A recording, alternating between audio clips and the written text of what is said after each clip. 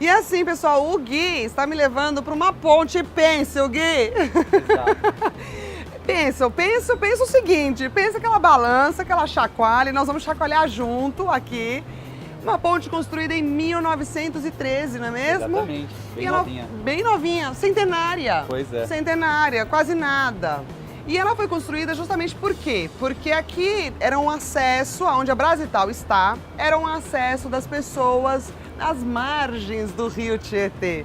E nesse acesso que as pessoas faziam, elas pescavam, lavavam roupas, né? Exatamente. Tinham muitas atividades. Cuidado aqui com o degrau, penso. Ai, gente, É eu vou segurar uma aqui. parte cultural da cidade, exatamente isso, sabe? Eles precisavam desse acesso ao leito do rio Tietê. Como existia muita movimentação da água nessa parte alta, eles precisavam na parte baixa. Então vamos continuar andando, sabe por quê, Gui? Porque eu fico nervosa de ficar muito tempo. Eu nem cheguei na parte penso mesmo, gente, eu já tô nervosa. Que eu tô aqui, eu tô me segurando um pouco, eu tô um pouco é bem normal, tem gente que acaba nem conseguindo atravessar mesmo por causa desse. Vocês imaginam que assim, ó, atravessa assim, ó, grudada, assim, gente, vocês não estão entendendo. A recomendação sempre é não olhar pra baixo, né, em qualquer situação. Não, de forma alguma, vamos só mirar pra cima, assim. Enfim, pessoal, nós vamos atravessar a ponte e continuar conversando com vocês do outro lado, né, Gui? Porque agora eu tô um pouco tensa, agora não vai dar pra falar. Agora, gente, dá licença que eu vou andar aqui devagarzinho, porque tá só começando. Sim.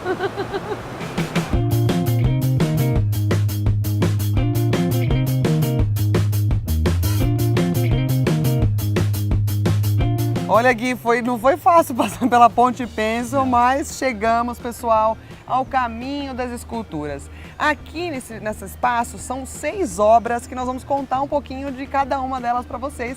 Começando por qual? Pelo índio? Vamos falar primeiramente do índio. Aqui ao nosso lado está o bandeirante, né? Mas como o índio é a primeira estátua que a gente tem aqui no caminho, a gente vai falar um pouquinho dele antes.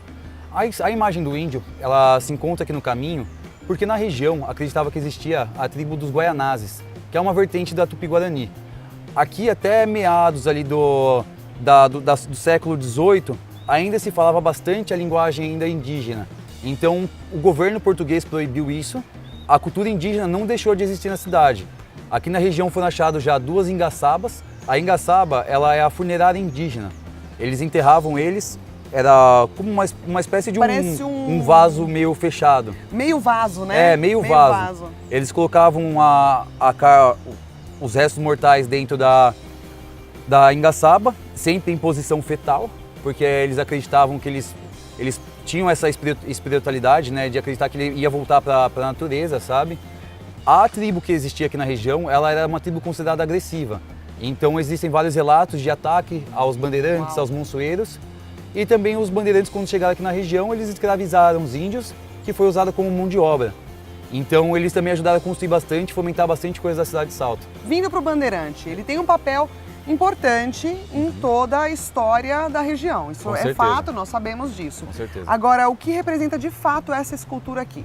Então, essa escultura aqui representa um dos nossos bandeirantes também, né, que foi o fundador da cidade de Salto, considerado o fundador da cidade de Salto, que foi Antônio Vieira Tavares. O bandeirante, que veio descobrindo, desbravando, né, toda essa região, usando o rio Tietê como uma espécie de guia. Eles, até essa região aqui, eles não conseguiam navegar com facilidade dentro do rio Tietê, portanto eles margeavam o rio com as embarcações, com os mantimentos. Era uma coisa muito complicada e muito delicada por causa dos ataques animais, ataques indígenas. E a partir daqui, eles conseguiam colocar as embarcações no leito do rio Tietê e seguir adiante. E não ter esse contato tão grande com outras populações. Pois é, e assim, acabava sendo a partir daqui acabava sendo um pouco mais tranquilo para eles navegarem pelo rio e eles não entravam tanto em conflitos com as tribos, com os animais. Saindo do bandeirante, tem a estátua do padre.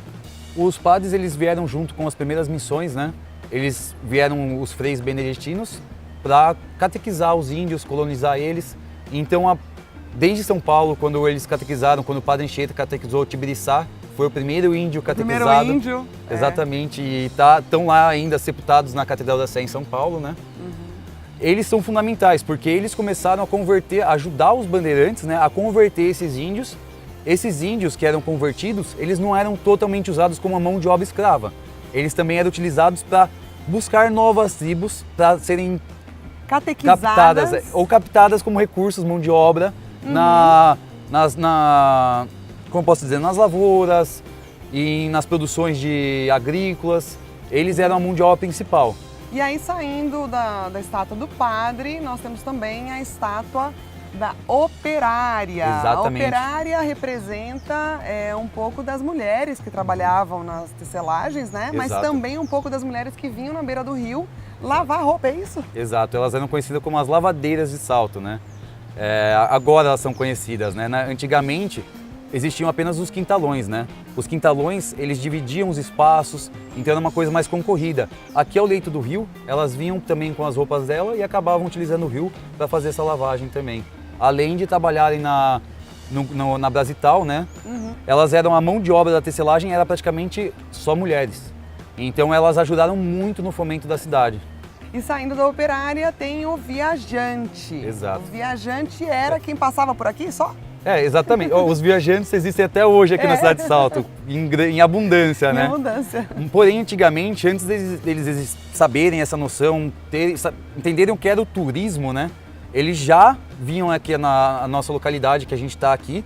Essa região aqui próxima a gente, existia a Pedra Alta. A Pedra Alta ficou conhecida porque já vieram diversas pessoas ilustres aqui, como existem relatos de duas visitas de Dom Pedro II aqui Que é onde tem o nome das pessoas, exatamente. Né? A pessoa passa por ali e aí deixa o nome, pois são as figuras importantes. Existem, né? os registros das pessoas que já passaram aqui na nossa cidade. Anchieta, pessoas importantes, com certeza. Dom Pedro. Com certeza. Legal. E aí, para fechar a parte das esculturas, nós temos a última, que são os pescadores. Pois é. Outras figuras importantes que ficavam aqui na beirada do rio, incrivelmente naquela época, gente, né? Pescando. Pois é. Infelizmente, né, com a poluição, hoje a pesca no rio é só esportiva aqui na nossa cidade. A gente espera que por pouco tempo, né, que esse rio volte a ser limpo novamente, para que o pessoal possa pescar e realmente usar do rio para piscicultura mesmo, sabe? Para se alimentar, para comercializar, para conseguir usar novamente o rio como uma fonte tiradora de renda, né? Perfeito.